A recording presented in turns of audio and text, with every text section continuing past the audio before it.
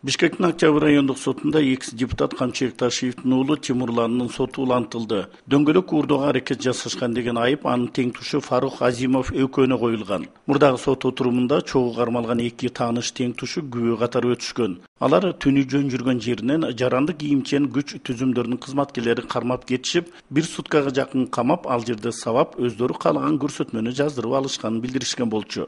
Ал эми бул мыйзам бузуу боюнча жаш балдар корккондуктан кайрылышпаса, ата-энелери прокуратурага ишенбегендиктен арыз ташташпагандыгын өткөн сот отурумунда айтышкан. Биринчиден ишенген эмес, ал милициясына деле, прокуратурасына деле ишенген эмес.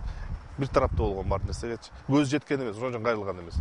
Бүгүнкү соттук процессте жактоочулар сот отурумуна күбө катары тергөөчүнү жана балдарды кармаган атайын бөлүктүн кызматкерлерин чакыруу өтүнүчүн келтиришти. Анткени жашы жете элек өспүрүмдөр 14 сааттан ашык убакыт кармалып, күч колдонулуп жана басым жасалгандыгын билдиришти. Здесь много вопросов, и к следователю в особенности, и оперуполномоченную. Почему, какая была необходимость 14 часов держать этих ребят, не составляя абсолютно никаких процессуальных документов? Вопросов очень много остается не раскрытых.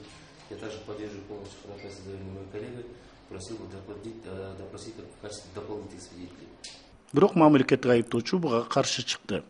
И здесь их показания как-то дублировать, я думаю, смысла нету. Это получается искусственное затягивание времени, и считаю, нет необходимости допрошивать.